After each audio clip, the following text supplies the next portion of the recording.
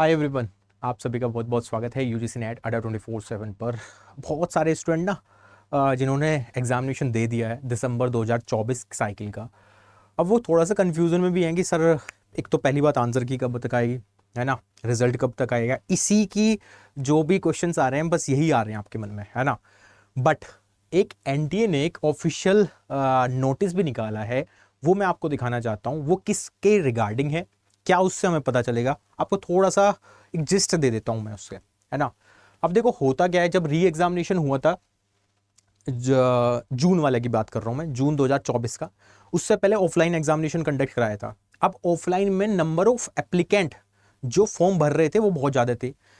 जब उन्होंने अपियर किया एग्जामिनेशन, जिन्होंने एग्जाम देने गए जो भी स्टूडेंट, तो वो कैंडिडेट भी ठीक ठाक रेशो में थे, लगभग 82% के आसपास थे।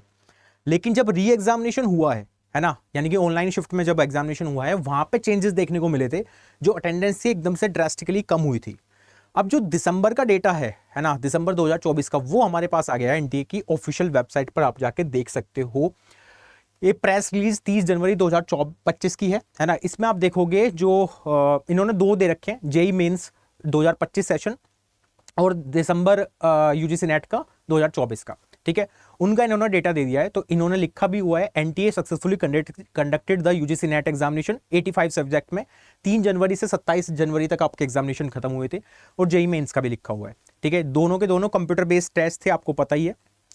लेकिन जेई मेंस का paper pen and paper offline mode में होता है। अब जो हमारे काम की बात है वो सुन लो एक बार ध्यान से। तो यहाँ पे क्या है डेटा, अगर आप थोड़ा सा देखोगे तो UGC net December 2024 was conducted 558 exam centre, तो 558 एग्जाम सेंटर पे कंडक्ट कराया था आपका एग्जामिनेशन 266 सिटीज में अक्रॉस द कंट्रीज, जिसमें कि जो कैंडिडेट थे 8,49,166 कैंडिडेट जिन्हें फॉर्म फिल किया था, ठीक है। लेकिन जब अपियर होने की बात आई, जब एग्जाम देने की बात आई, तब रेशो क्या बन गया, 6,49,490 स्टूडेंट ही एग्जाम देने गए। अब बहुत सारे स्टूडेंट ने एग्जामिनेशन छोड़ दिया, इसके मल्टीपल रीजन हो सकते हैं। क्या या तो बहुत सारे स्टूडेंट एग्जाम सेंटर तक पहुंचे नहीं है किसी भी कारणवश। दूसरा एक डेटा हो सकता है कि बहुत सारे स्टूडेंट फॉर्म वैसे ही फिल कर देते हैं कि मेरे को तो देना नहीं है ना।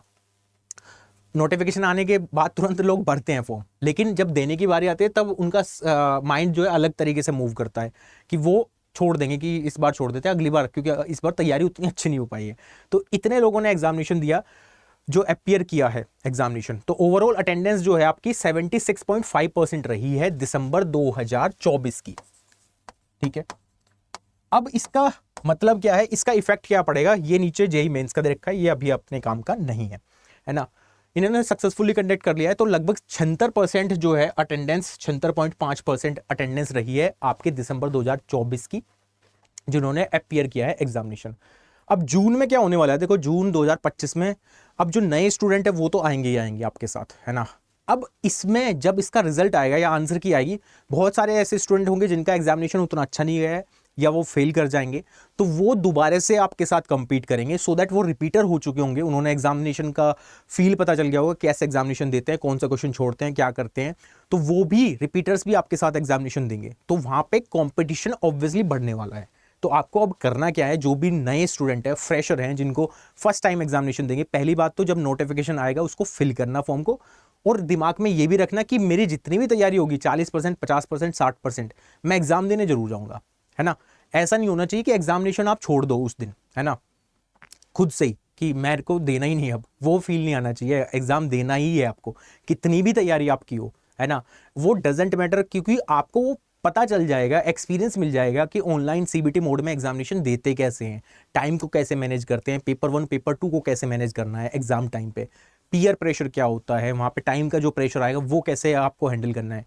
तो जितनी भी तैयारी हो, जो फ्रेशर है उनके लिए, क्योंकि रिपीटर्स की ऑलमोस्ट तैयारी ठीक ठाक है, फ्रेशर अभी से स्टार्ट करें तैयारी, है ना। जनवरी खत्म हो चुका है, फरवरी से धीरे धीरे कवर करें, है ना। तो मेरा ये मानना है फरवरी से भी आप तैयारी करना स्टार्ट करते हो, ठीक ठाक जून तक आपकी तैयारी ऑलमोस्ट कंप्लीट हो जाएगी, और उसमें आप अच्छी सिक्योर रैंक, जो आपका सपना है जेआरएफ का, वो आप अचीव कर पाओगे, ठीक है। तो ये इन्फॉर्मेशन मेरे को आपको देनी थी, आई होप आपको अच्छी लगी होगी। अगर अच्छी लगी तो वीडियो को लाइक कर देना, चैनल पर नए हो तो सब्सक्राइब करके जरूर जाना, और अपने व्यूज़ भी आप बता सकते हो कमेंट सेक्शन में, जो भी आप बोलना चाहते हो, ठीक है। और आंसर की का मैं बता देता हूँ, फरवरी के फर्स्ट वीक में आने वाली है आंसर की, है ना, तो be ready. Thank you so much, bye bye, take care, have a nice day.